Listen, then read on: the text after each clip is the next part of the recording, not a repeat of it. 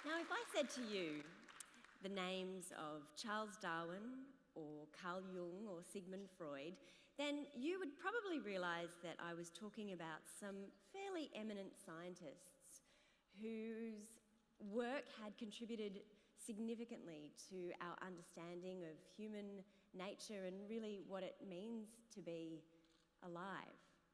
And then if I said to you that I was going to give you the opportunity to see one of those great psychologists and researchers in real life, I'm sure that you would jump at the chance. Well, I am thrilled to say that that is exactly what is about to happen.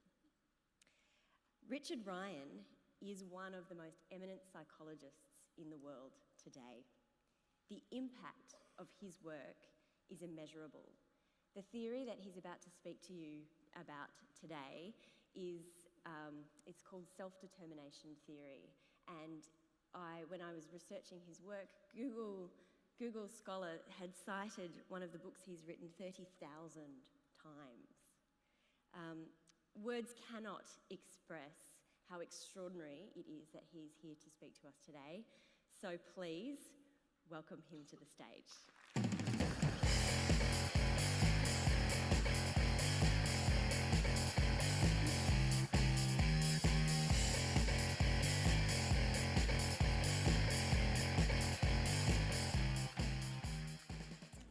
Well, thank you very much, and thank you for that wonderfully kind introduction.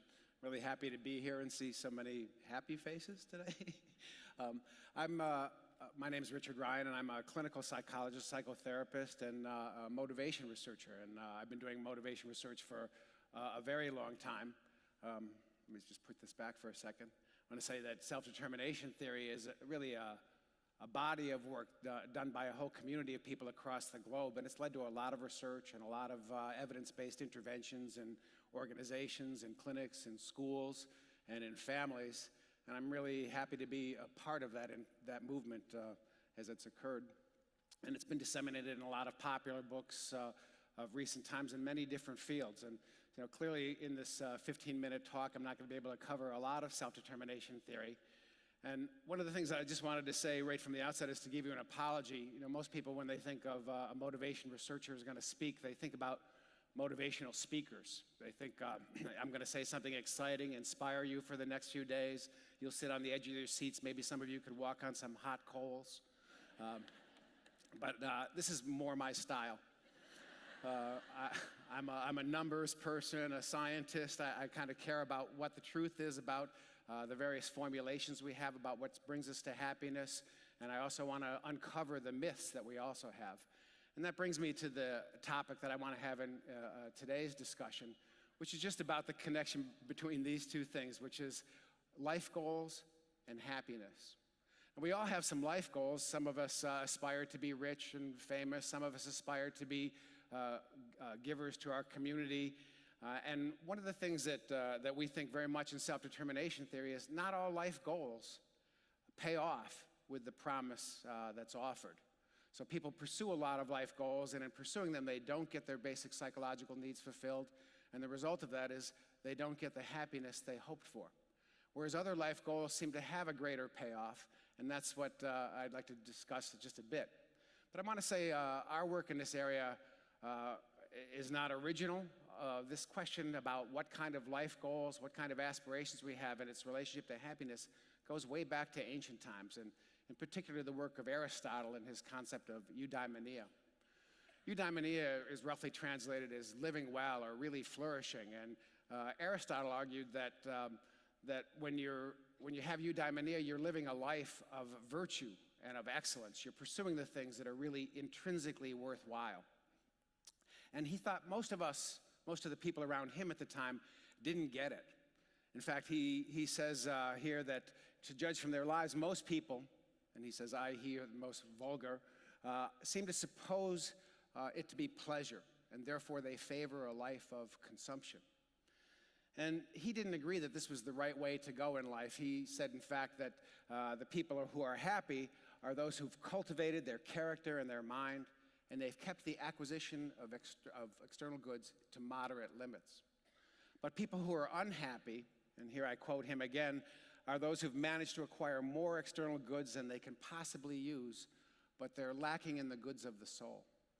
And I can't read that second statement without thinking a lot about my own American culture and how much it actually describes so many people within my culture, and now in my fourth year here in Australia, to see that being the same for many here too.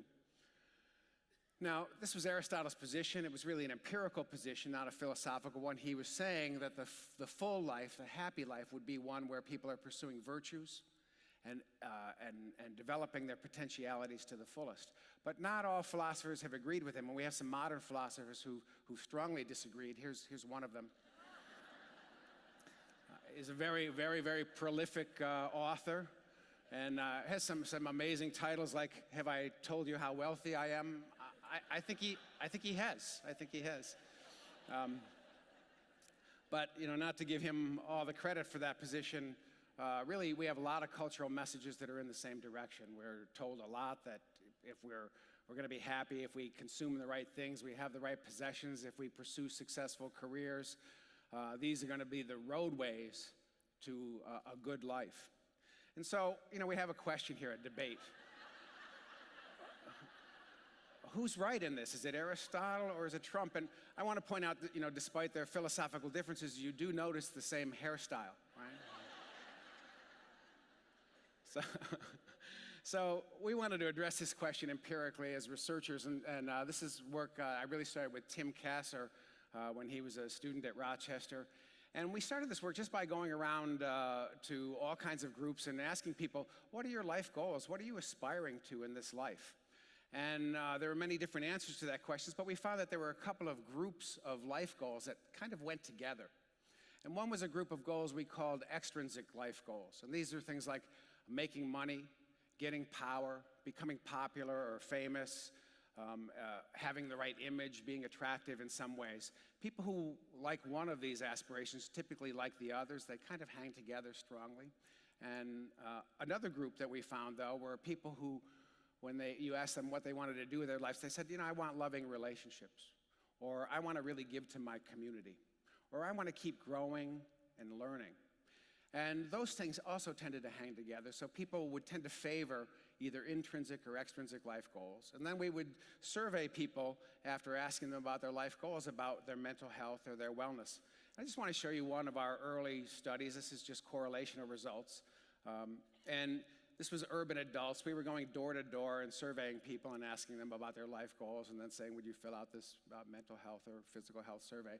And we found pretty dramatic results, which is people who were focused on giving to their communities, on relationships, on personal growth, were happier people. They rated themselves as more self-actualized, as having more vitality. They had fewer symptoms of depression, and they had fewer physical complaints like headaches, stomach aches, backaches, typical symptoms of stress. And the opposite was true, of course, for people who were emphasizing extrinsic life goals. They were showing more of these signs of depression, more of these symptoms of stress, and less vitality and energy on a day-to-day basis. This early research of ours, we did several studies of this sort using different methodologies, and we found that it kept replicating. And there was a New York Times article that wrote about this, calling it the dark side of the American dream. But it's really not just an American issue. We've done now this same research in over 30 nations in the world, and we find the same pattern across all these different cultural groups. Those people who are favoring intrinsic goals in terms of what they're emphasizing as life goals, they turn out to be happier people with fewer mental health problems or issues. And this also is true across ages. We've actually done work with late elementary school children, with teenagers, with working adults, and with retired individuals. And in all these groups, we still get the same pattern of results. Even in occupations where you think the emphasis should be on extrinsic goals, for instance, in business schools, those business students who are more prone to giving to their community or forming loving relationships turn out to be happier business students as well. So some people questioned, maybe that's not about just the goals that you have, but it's about attainment. So for instance, maybe it's just harder to get rich or it's harder to get famous. And if you got those things, of course you'd be happy. And here I've put up a few rich, famous people on this slide here. And as we know, not all of them are happy people. Some of them might be. And actually what we found in our research is that in life, when people attain extrinsic goals, when they say, I've made that money, I've gotten that fame, I've achieved those things that are part of that goal, it doesn't necessarily make them any happier unless they've also had high attainment in intrinsic goals, unless they've established loving families and they've given a lot back to their communities. But people who have given to their communities and people who have loving relationships, if they've attained those things, they're happy whether or not they have exceeded in the extrinsic sphere. So it turns out that success at the intrinsic goals of life is the necessary and sufficient condition for happiness. Now, we've done this, studied this in lots of different ways, but I'll just tell you one more study we did, which was with university students after they graduated. So a year after they graduated, we followed these people and we asked them, now in your early career stage of life, what are you going after? What are your aspirations? And of course, we had groups who were saying, I want to make money, become famous, get powerful. And we had groups who said, I want to give to my community. I want to form a loving family. And what was really interesting in this research is these people who had been able to graduate from universities pretty much got what they wished for. Over the next 2 years when we were following them, people who wanted money made more money. People who wanted to get more power got more status. But people who wanted to give to their community also gave to their communities and formed more loving relationships. So both groups attained what they were after, but they had very different results in terms of happiness. So in terms of what the change from the baseline when we measured these people who were pursuing intrinsic goals and attaining them were actually getting happier, they had more well-being, and they had fewer signs of ill-being over those 2 years of time. Whereas people who were pursuing extrinsic goals and attaining them, and actually succeeding at them, showed no increase in their happiness or their well-being, but they did show an increase in symptoms of depression, of anxiety, and other forms of ill-being.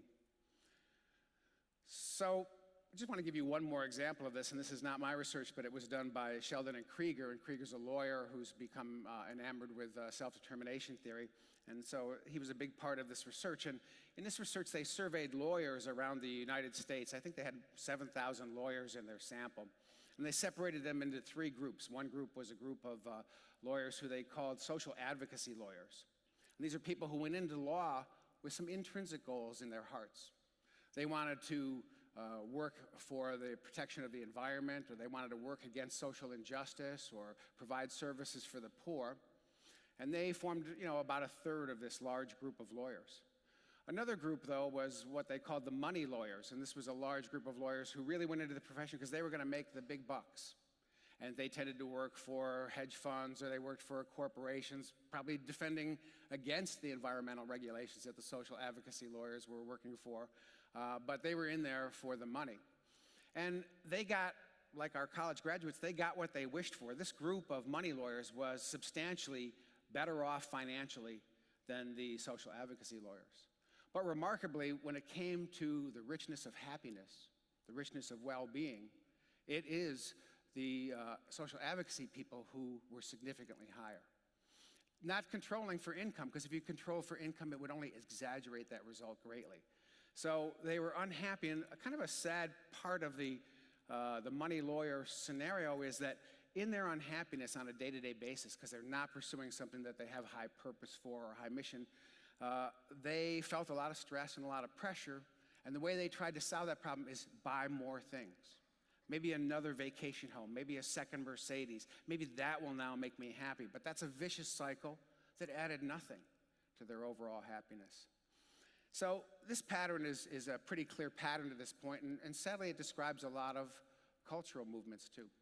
And so I mentioned here a study by Jeannie Twang and her associates where they were looking at a 70-year span of entering college students and their mental health in the United States. And they found a disturbing trend. They found that entering college students over the 70-year period were increasing in their reports of antisocial attitudes and behaviors, and they were increasing in their signs of depression over time. And Twenge and her colleagues tried to see what could account for this linear trend towards more psychopathology, and what they found is that it wasn't accounted for by changes in religion, it wasn't accounted for by changes in family structure, it was not predicted by economic trends within the society. Instead, they concluded the following, because they saw it was really a change in values. They said it fit a cultural pattern of change toward extrinsic rather than intrinsic goals. And more specifically, they said, over time, American cultures increasingly shifted to an environment where more and more young people experience poor mental health and psychopathology, possibly due to an increased focus on money, appearance, and status, rather than community and relationships. This is even true in our retirement and old age. This is a study that was done in Belgium by Maarten van Stinkist and Van Heil of people who were 75 years on average in age. And they asked them, what have you attained in your life? And they took their extrinsic attainments, and the extrinsic attainments turned out, as you can see here, not to be associated with well-being, where people saying I had intrinsic attainments was robustly associated with greater well-being. But more than that, too, people who had attained extrinsic outcomes in life, this didn't add to their sense of ego integrity. It didn't add to their, it didn't take away from their despair. And you can see here that it was associated with less acceptance of death that's coming. So even in old age, when we look back on what's been important in our lives, we see that it's really more about the intrinsic than extrinsic goals. So, this has been, I know this is a happiness conference, and I'm giving a kind of depressing message. And I apologize for that.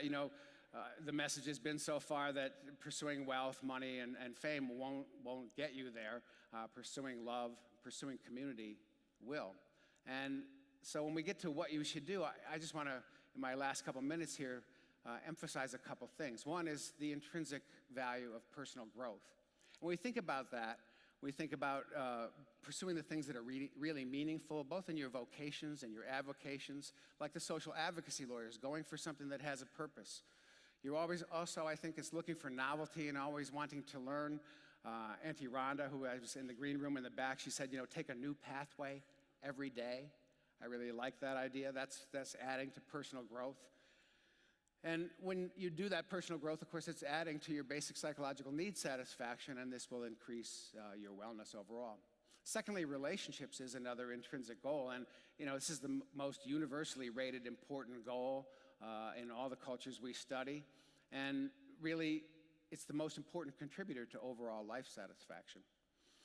And I can't emphasize this enough, how strong the results are in all of our data for giving to your community and how it fosters well-being. We've done lots of studies of helping, lots of studies of contributing, and why it makes people happy or in what ways it does.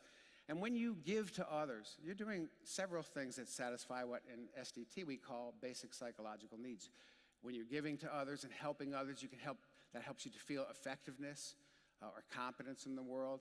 It helps you connect with other people and feel that relatedness, and it also fulfills that sense of mission and value, so important to our sense of autonomy.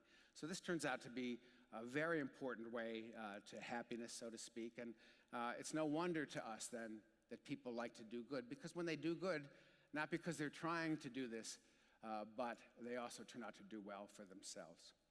So, in summary, I just want to say that, it's been a long debate, thousands of years now, and, we see that when it comes down to the data anyway, some ancient truths are still holding true, which is it's the intrinsic goals that really matter. Thank you very much.